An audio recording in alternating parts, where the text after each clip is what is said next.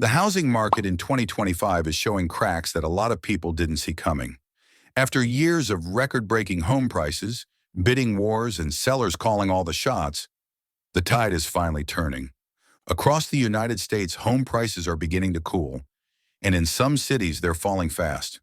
We're seeing sellers cutting prices, homes sitting longer on the market, and something we haven't seen in years, buyers actually having the upper hand. In today's video, we're taking a deep look at where this is happening, why it's happening, and what it means for both homeowners and buyers. So stick around, this is a big one. And before we dive in, make sure you hit subscribe so you don't miss more updates about housing, real estate, and what's really happening across America's property market. Tampa, Florida. Let's start in Tampa, Florida, one of the most dramatic examples of how quickly things can turn. During the pandemic, Tampa became one of America's hottest housing markets. People from New York, Chicago, and California were moving south, chasing sunshine, remote work, and lower taxes. Prices skyrocketed, but that was then. Now in 2025, Tampa's home prices are down 3.3% year over year, and they've fallen for 10 straight months. Tampa is now officially a buyer's market, meaning there are more homes for sale than there are people buying them. Sellers are cutting prices, offering closing credits, and even throwing in extras like free inspections or repair credits just to move their properties. For buyers, this is the kind of breathing room they haven't had in years. They can negotiate, take their time, and find real deals. But for sellers, especially those who bought at the top, this correction is painful. Miami, Florida. Let's stay in Florida a bit longer, because Miami tells another side of the housing story. After years of red-hot growth, the market is finally cooling. Home prices in Miami are down roughly 1.6% year over year.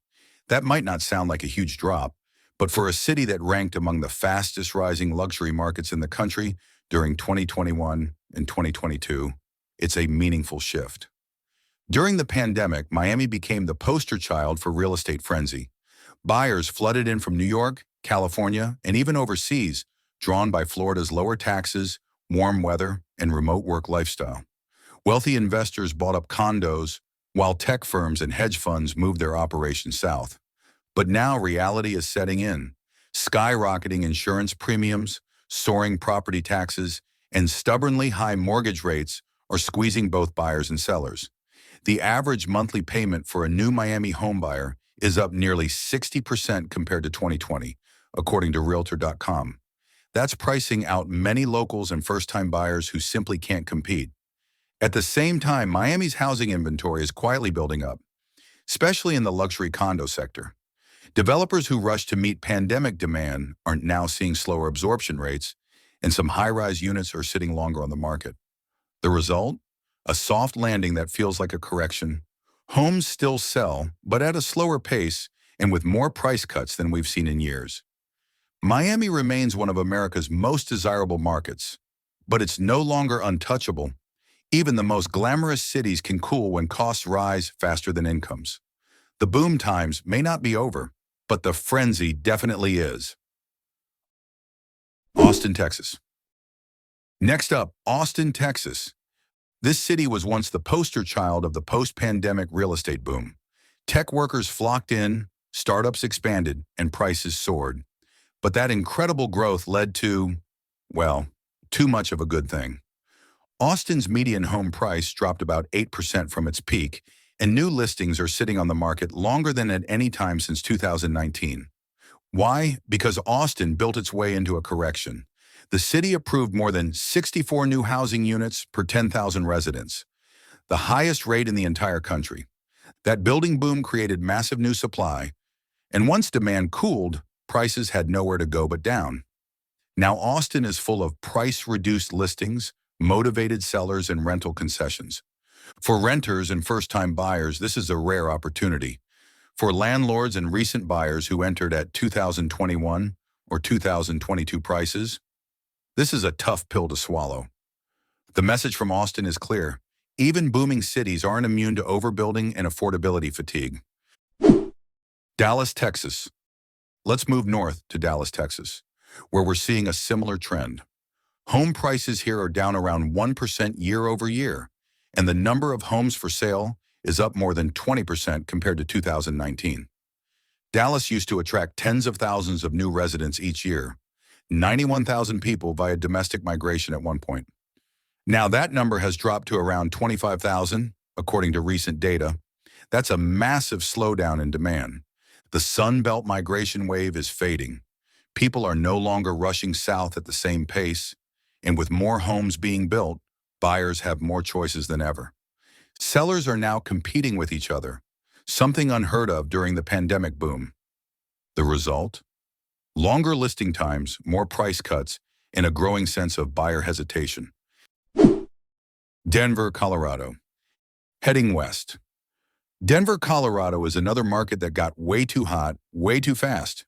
During the pandemic, Denver saw a surge of buyers chasing outdoor lifestyles and remote work flexibility. But now, inventory is up nearly 50% from 2019 levels, while prices have slipped slightly compared to last year. Denver's market is adjusting to reality. Homes are staying on the market longer, and more than half of all listings have seen price cuts. Sellers who once got multiple offers in a weekend are now dropping their prices to meet the market. For buyers, it's a refreshing change. For sellers, it's a tough reminder that housing doesn't only go up. The word you'll hear most from realtors in Denver right now is motivation, motivated sellers, motivated agents, and plenty of room for negotiation. Phoenix, Arizona. Few housing markets in America capture the post-pandemic story quite like Phoenix. Just a few years ago, this city was at the center of the so-called Zoom boom. When remote work took off in 2020 and 2021, thousands of people from California, Oregon, and Washington packed up and moved to Arizona in search of bigger homes, lower taxes, and more space. The desert city became a magnet for tech workers, investors, and retirees alike, and prices skyrocketed almost overnight. Between 2020 and mid-2022, Phoenix home values surged by more than 40%, one of the sharpest increases in the nation. But by late 2023 and into 2025, that story changed. Home prices are now down from their pandemic highs, and inventory, the number of homes listed for sale, has jumped sharply. According to Redfin and Realtor.com data, listings are up more than 30% compared to last year, and roughly half of all homes currently on the market in the Phoenix metro area have seen price cuts. That's one of the highest rates of price reductions in the country, and a clear signal that sellers are adjusting expectations fast. So what happened? In one word, affordability. For years, Phoenix's selling point was that it offered California living at a fraction of the cost. But by 2022, that advantage started to erode. The combination of rising home prices, soaring mortgage rates, and higher insurance premiums made it harder for local buyers to compete. Add to that record-breaking summer temperatures, which strained both residents and infrastructure, and buyer enthusiasm began to fade. At the same time, investors who had once been a major force in the market started to pull back. Many short-term rental owners saw profits shrink as tourism normalized after the pandemic. Corporate buyers slowed purchases, and builders, who had ramped up aggressively in 2021, suddenly found themselves with too many new homes and fewer buyers ready to close. This dynamic is why Phoenix is now seen by many housing analysts as a warning light for the Sun Belt. The city represents what can happen when explosive population growth meets rising costs and cooling demand. What goes up fast often comes down fast. But it's not all doom and gloom. For first-time buyers, conditions in Phoenix are finally improving. Homes that once drew a dozen offers now sit on the market long enough for negotiation. Builders are offering concessions, lower interest rates, and even free upgrades to move inventory. Meanwhile, rents have started to ease, giving people more options to wait before buying. In short, Phoenix is moving from a frenzied seller's market to a more balanced, buyer-friendly market. The city's growth story isn't over, but it's entering a new phase, one defined by moderation instead of mania. For anyone watching America's housing market, Phoenix stands as a powerful reminder. Even the hottest markets eventually cool off. Las Vegas, Nevada. Few cities capture the highs and lows of the U.S. housing market quite like Las Vegas. Known for its boom and bust history, the city is once again going through a correction phase. Only this time, it's not about overbuilding and foreclosures, but about affordability catching up to reality. After explosive pandemic-era gains, home values in Las Vegas are down more than 13% from their peak. The median home price now sits around $412,000, compared to roughly $475,000 at the market's height in 2022. While that might not sound dramatic on paper, for a market that had been climbing nearly nonstop for 3 years, it's a big reset. The reasons behind the drop are pretty straightforward. Supply is up, demand is down, and investors, who once made up a large share of buyers here, are stepping back.